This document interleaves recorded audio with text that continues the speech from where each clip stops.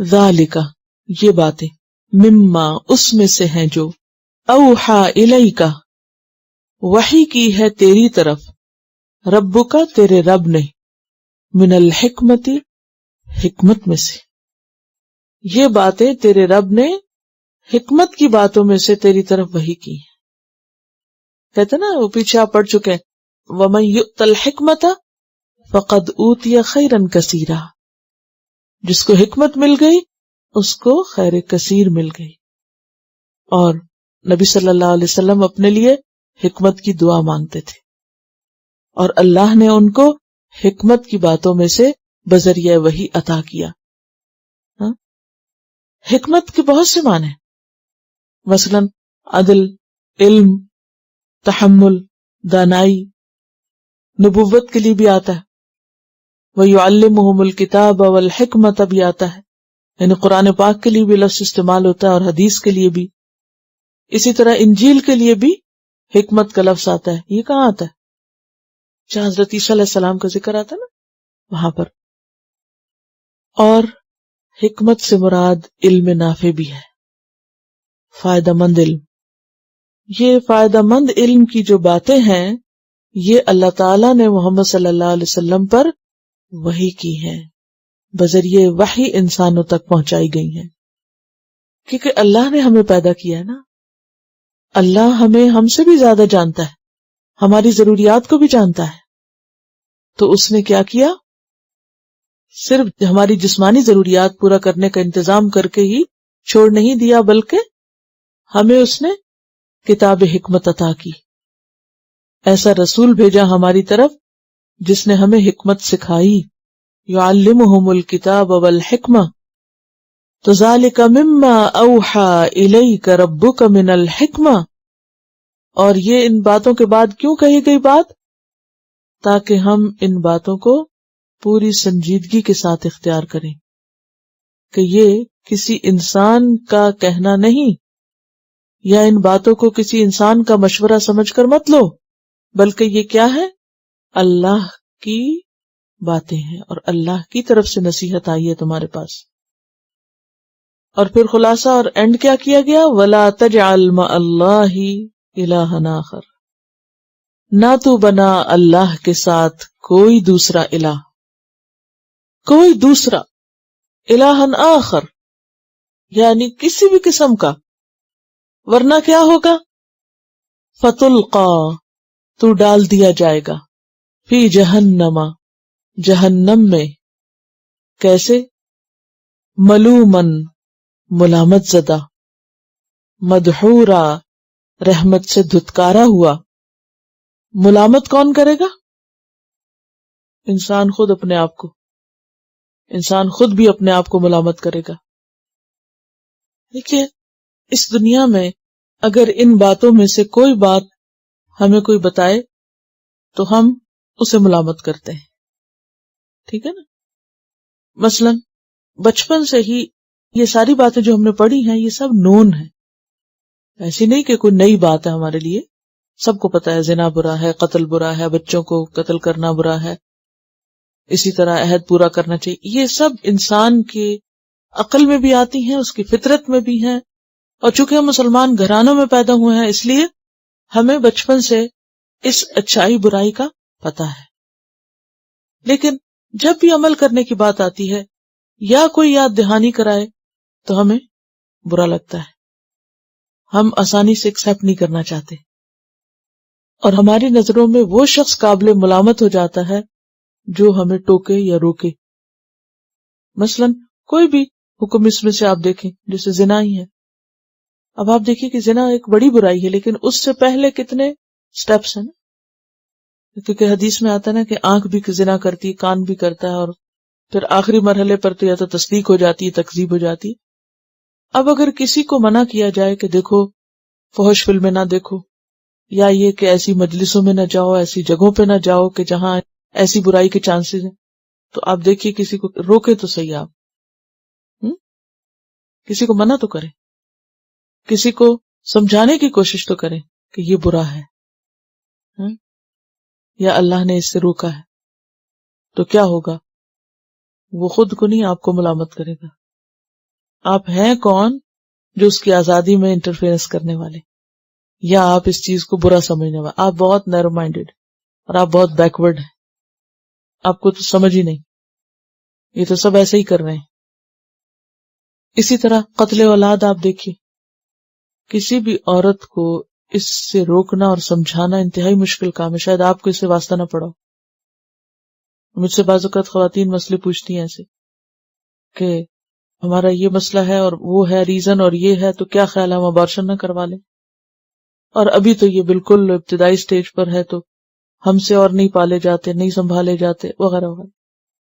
ایسا مسئلہ کوئی لے کر آئے اور پھر وہ بہت ایموشنل بھی ہو اور بہت رو دھو بھی رہا ہو، تو آپ دیکھیے کہ سمجھانا کس قدر مشکل بات ہو جاتی ہے نا، یا صبر کی تلقین کرنا بھی بعض اوقات بہت مشکل ہو جاتا ہے۔ آپ نے دیکھا کہ بہت سی عورتیں صرف آؤٹ آف فرسٹریشن، کبھی شوہر کے غصے سے یا کبھی بچے تنگ کریں تو ان کے غصے سے کیا کرتی، یا کوئی ایسی دوا کھا لیں گی یا ایسا کوئی طریقہ اختیار کریں گی اور قتل اولاد کی مرتکب ہو جائیں گی، اور اگر کوئی روکے وہ قابل ملامت ہے۔ اسی طرح اور چیزیں بھی آپ دیکھ سکتے ہیں، رشتہ داروں کو دینے کی بات ہے، تو اگر آپ دینا چاہیں تو بعض اوقات کیا ہوتا ہے، یعنی آپ کو ملامت کیا جاتا ہے کہ آپ کیوں دے رہے ہیں، آپ تو پاگل ہو گئے، وہ تو آپ کو کبھی کچھ نہیں دیتے، آپ ہی کیوں دیے چلے جا رہے ہیں۔ بعض اوقات حتیٰ کہ ماں باپ کو یا بہن بھائیوں کو یا کسی بھی ایسے رشتے کو، کوئی بھی جو رشتوں میں سے رشتہ ہے، پھر اسی طرح باقی چیزیں بھی۔ تو دنیا میں جب انسان ان میں سے کوئی کام جو کرنا چاہیے نہیں کرتا، یا جو اسے نہیں کرنا چاہیے وہ کرنے لگتا ہے، اور کوئی روکے تو انسان فوراً اس کو برا بھلا کہتا ہے۔ لیکن قیامت کے دن سب سے بڑھ کر انسان خود اپنے آپ کو ملامت کرے گا، کاش میں سمجھ جاتا، کاش جس نے مجھے سمجھایا تھا میں اس کی بات کا برا ماننے کی بجائے سمجھ جاتا، کیونکہ اس نے تو میرا ہی بھلا کیا تھا، میرے فائدے کے لیے مجھے سمجھایا تھا۔ پھر اس کے بعد فرشتے بھی اس کو ملامت کریں گے، پھر جنت والے بھی ان کو دیکھ کر ملامت کریں گے، اور سب سے بڑھ کر خود اللہ تعالی۔ فَتُلْقَى فِي جَهَنَّمَ مَلُومًا مَدْحُورًا، اور پھر رحمت سے دور۔ اس میں آپ دیکھیے کہ یہاں خاص طور پر شرک کی جو سزا ہے وہ بتائی جا رہی ہے کہ شرک کرنے پر انسان بے حد تکلیف میں ہوگا۔ اب بات یہ ہے کہ پتہ یوں چلتا ہے کہ جب تک انسان کی زندگی میں توحید نہ ہو تو یہ سب کچھ ٹھیک ہو ہی نہیں سکتا۔ ابتدا میں بھی شرک سے بچنے کو کہا گیا اور آخر میں بھی شرک ہی سے بچنے کو کہا گیا۔ کیوں؟ اگر دیکھا جائے تو جتنی بھی یہ حکمت کی باتیں ہیں، ان میں اصل بات اللہ ہی کی توحید کی ہے، اور باقی چیزیں عمل سے تعلق رکھتی ہیں۔ جب تک انسان کو اللہ کی معرفت نہیں ہوتی، انسان اللہ کے مقام کو نہیں پہچانتا، اس کی عظمت کو نہیں پہچانتا، تو ان میں سے کوئی کام بھی نہیں کر سکتا صحیح۔ تو اصل علم کیا ہے؟ اللہ کی معرفت، اور باقی سب چیزیں تو عمل ہیں، ٹھیک ہے نا؟ ان میں جتنے بھی کام تھے ان کو آپ دو بڑی کیٹیگریز میں ڈال سکتے ہیں، ایک علم اور دوسرے عمل۔ تو اس میں علم کون سا ہے؟ اللہ کے ساتھ کسی کو شریک نہ ٹھہراؤ، جسے پیچھے بھی آپ پڑھ چکے، فَعْلَمْ أَنَّهُ لَا إِلَهَ إِلَّا هُوَ۔ اصل علم کیا ہے؟ توحید، اللہ کی معرفت۔ اور باقی جتنے کام ہیں یہ کیا ہے؟ کچھ کرنے کے کام، پریکٹیکل کام ہے۔ تو عمل کا انحصار کس پر ہے؟ علم پر۔ اور علم کی بنیاد کیا ہے؟ اللہ کی معرفت، توحید۔ کہتے ہیں نا کہ رأس الحکمت مخافت اللہ، یہ پڑھا ہوا ہے، سنا ہے کبھی؟ کیا ہے اس کا معنی؟ سنا ہوگا کسی سے۔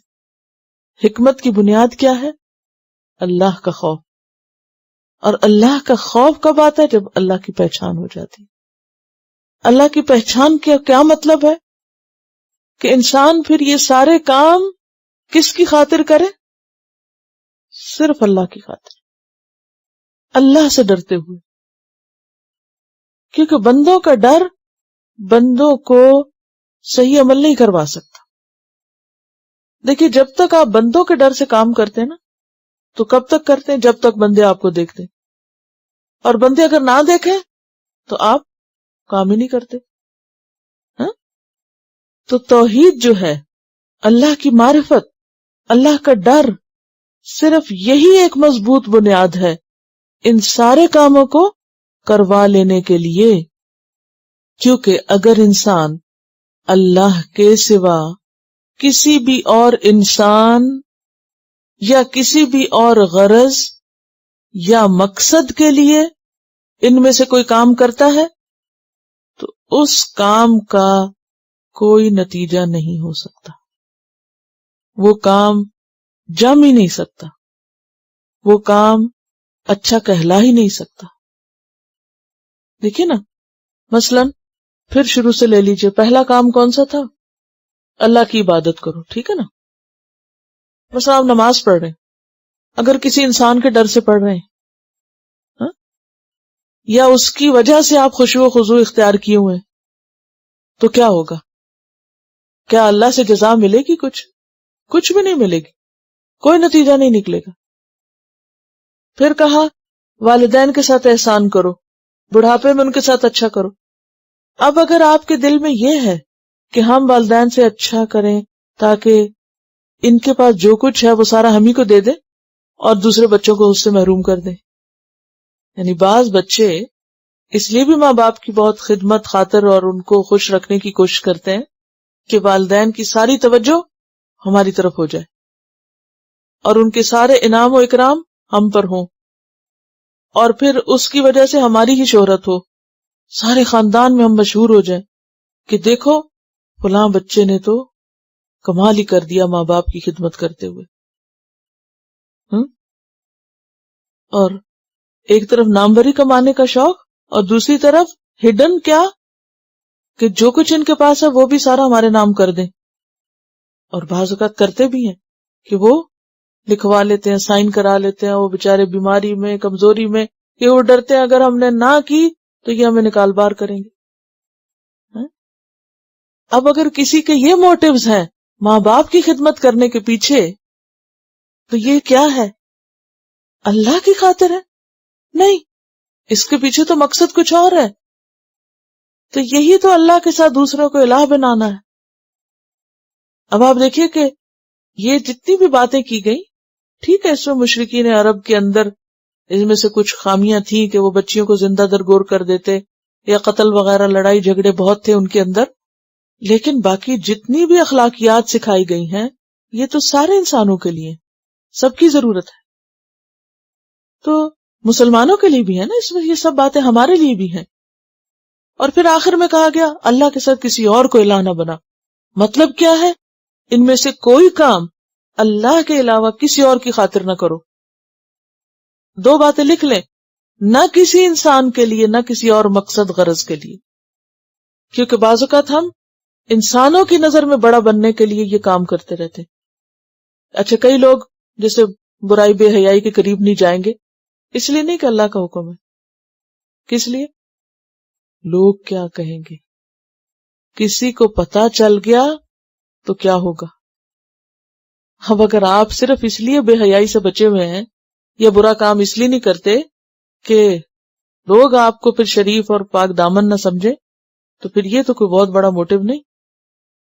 پھر تو ڈنڈی مارنے کی گنجائش اور احتمال ہے.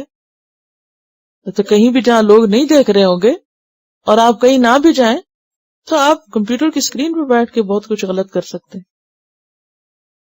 پچھلے دنوں کسی نے مجھے کچھ تصویریں بھیجی، میں نے سمجھا کہ شاید یہ کسی کو بریسٹ کینسر ہو گیا، یہ کیا دھندلی دھندلی سی تصویریں تھی، تو میں نے ان کو بس ایسے ایک سرسری نظر دیکھا. تو اس کے بعد جب میں نے اسے بند کیا، میں نے کہا کہ یہ کس مقصد کے لیے مجھے بھیجی گئی؟ تو نیچے لکھا ہوا تھا کہ کسی لڑکی کا نام، کہ یہ دیکھیں کہ وہ ویب کیم کے اوپر کس طرح کھڑی ہے. کہہ رہے عام چیز ہے، یعنی ویب کیم کا کمال دیکھیں. اب وہ کچھ شکل بھی ایسی مجھے لگے کہ جیسے کچھ دیکھی سی ہے، لیکن مجھے پھر بھی اچھا بھی نہ لگے کہ میں دوبارہ اس کو دیکھوں. تو اس میل کو پڑھ کے انتہائی مجھے تکلیف ہوئی کہ ہماری یوتھ کیا کر رہی ہے، کدھر کو جا رہی ہے. اور پہلے تو یہ ہوتا تھا کہ اگر ایسی خرابیاں کرنے کے لیے آپ گھر سے باہر کہیں جائیں یا کوئی گھر میں آئے اور اگر آپ ایک مشین کے سامنے کھڑے ہو کر اپنے آپ کو ننگا کر کے دکھا رہے ہیں، کیا کر رہے ہیں؟ کیا یہ زنا کی قسم نہیں؟ فرمایا لا تقربوا الزنا، قریب بھی نہ پھٹکو. اب اگر ویسے آپ لوگوں کے سامنے بہت شریف نیک ہیں، خدا کا ڈر نہیں ہے تو تنہائی میں آپ شیطان سے بھی برے اور ذلیل ہیں. کیا کر رہے ہیں آپ؟ یہ نیکی کیا نیکی ہے؟ تو کوئی نیکی نہیں کہ آپ محض لوگوں کی خاطر آپ شریف بنے ہوئے ہیں اور تنہائی میں آپ انتہائی بے حیا ہوں. تو اسی لیے کیا کہا کہ لا تجعل مع اللہ الہا آخر، کسی اور انسان کے لیے، کسی اور مقصد کے لیے ان باتوں سے نہیں بچنا. اسی طرح بہت دفعہ قتل کے جرائم میں کیا ہوتا ہے کہ لوگ قتل کر دیتے ہیں اور نام کسی اور کے ڈال دیتے ہیں. کتنے ہی مقتول دنیا میں ایسے ہیں جن کے قاتلوں کا کچھ پتہ نہیں چلا. وہ تو ایک الگ بات ہے کہ اللہ تعالیٰ نے بنی اسرائیل کے مقتول کو زندہ کر دیا تھا. کل رات بھی میں اس آیت کو دیکھ رہی تھی تو میں سوچتی تھی کہ مقتول اٹھ کے بیٹھ جائے اور کہ مجھے فلاں نے قتل کیا، کیونکہ فداراتم فیہا تھا نا، وہ ایک دوسرے پہ بلیم کر رہے ہیں، اس نے کیا، اس نے کیا، اس نے کیا. اللہ نے مقتول کو اٹھا دیا وہ ٹکڑا مار کے، تو حالت کیا ہوئی ہوگی. تو کتنے ہی مقتول ایسے جن کا خبر ہی نہیں. اب اگر کسی کے دل میں خدا کا خوف ہو تو خواہ اس کے سامنے کوئی سر رکھ دے تو وہ اس کو ہاتھ نہ لگائے. تو اللہ تعالیٰ دراصل ایسی بنیاد اور ایسا موٹو فراہم کرنا چاہتا ہے کہ جس کے وجہ سے انسان ہر جگہ اور ہر لیول اور ہر سطح پر برائی سے بچ سکے. یہی دراصل توحید ہے. دیکھیں ایمان اور عمل صالح جو ساتھ ساتھ ہیں وہ کس لیے ساتھ ہیں کہ جب تک ایمان نہ ہو تو عمل صالح ہے ہی کوئی نہیں. وہ بظاہر خول ہے، پھر ایک دکھاوا ہے جب تک وہ اللہ کے لیے نہیں. یعنی اس کی بنیاد جو ہے کسی بھی نیک کام کی اور حقیقی صحیح نیکی کی وہ اللہ ہی کا خوف ہے یا اللہ ہی کی خاطر کسی کام کو کرنا ہے. اور اگر ایسا نہیں تو فتلقی فی جہنم ملوما مدحورا. اسی طرح آپ دیکھیے کہ یہ جو ناپ تول میں کمی ہے، ناپ تول میں کمی مسلمانوں کے اندر شاید اس وقت جتنی ہے اتنی کسی اور کے اندر نہ ہو. تو اس ناپ تول کی کمی کو دیکھ کر کوئی کہہ سکتا ہے کہ یہ لوگ اللہ کے ماننے والے، یہ مانتے ہیں کہ اللہ دیکھ رہا ہے. جس کو ایک دفعہ بھی یقین ہو جائے کہ اللہ دیکھ رہا ہے وہ کسی پہ ظلم نہیں کر سکتا. یہ خیال آتے ہی انسان کہاں اٹھتا ہے کہ وہ دیکھ رہا ہے مجھے. لیکن کتنی دفعہ ایسا ہوتا ہے کہ ہم اس احساس سے بھی آری ہوتے ہیں کہ واقعی ہمیں کوئی دیکھ رہا ہے. لوگوں سے کتنا شرم آتی ہے ہم کو کہ ہاں اس کو نہ پتہ چل جائے، اس کو نہ پتہ چل جائے، اسے نہ خبر ہو جائے، اسے بھنک نہ پڑے. کتنا ڈرتے ہیں ہم اس بات سے. لیکن جو ہر وقت دیکھ رہا ہے اس سے کیوں نہیں ڈرتے؟ کیونکہ صحیح توحید ہے ہی نہیں، معرفت ہی نہیں اللہ کی. وہ لوگوں سے ڈرایا گیا. یہ بالکل صحیح آپ نے کہا کہ بچپن سے ہمارے دل میں توحید نہیں بٹھائی گئی، بات بات پہ لوگوں کا ڈر بٹھایا گیا. دیکھو ابا آ جائیں گے تو کیا ہوگا، فلاں آ گیا تو وہ دیکھ لے گا، وہ نہ کرنا، لوگ کیا کہیں گے، وہ کیا کہے گا. ہر وقت لوگوں کو خدا بنا کے ہماری سوسائٹی میں، ہمارے معاشرے میں یہی ٹرینڈ عام ہے. کہہ رہی کہ چادر لے کے نکلا کرو، خاندان والے کیا کہیں گے، ہاں؟ کچھ پکانا سیکھ لو، سسرال والے کیا کہیں گے. یعنی وہاں بھی ڈر انسانوں کا ہی ہے. یعنی خدمت خلق کے پیچھے بھی جذبہ کیا ہے؟ انسانوں کا ڈر. یہ کہتے ہیں کہ انگلینڈ کے ایک ایریے میں کرائم ریٹ بہت تھا تو انہوں نے بہت اونچے کیمرے لگائے اور کرائم ختم ہو گیا کیونکہ انہیں یہ ڈر پڑ گیا کہ دیکھا جا رہا ہے ہمیں. میں یہی کہتی ہوں نا کہ ہم کیمرے سے ڈرتے ہیں، ہم لوگوں سے ڈرتے ہیں. ہم نے اللہ کی اتنی بھی قدر نہیں پہچانی کہ کہیں اس کے ڈر سے بھی رک جائیں. اس کا ڈر ہمیں کہیں تو روک دے، کسی برائی سے تو روک دے. ہماری سوسائٹی میں لوگوں کا ڈر ہے تو لوگ کھل کے برائی نہیں کرتے. یہاں لوگوں کا ڈر نہیں تو برائیاں کھلے عام ہیں. مسئلہ دونوں کا ایک ہی ہے، ایک کھل کے کر رہا ہے، دوسرا چھپ کے کر رہا ہے. تو دونوں کی اصلاح اسی وقت ہو سکتی ہے جب دونوں کے دل میں اللہ کا ڈر آ جائے. اسی لیے توحید کی بات پھر آخر میں کی گئی ولا تجعل مع اللہ الہا آخر کوئی دوسرا، فتلقى فی جہنم ملوما مدحورا. اسی لیے ہم دیکھتے ہیں، اور یہ کتنی دفعہ ہم قرآن پاک میں بھی اور احادیث میں خاص طور پر پڑھ چکے ہیں کہ ریاکار کی سزا جو ہے، دکھاوے باز کی سزا جو ہے بہت سخت ہے. یعنی منافقت کہا گیا نا کہ آپ وہ ہیں نہیں جو بن کے دکھا رہے ہیں.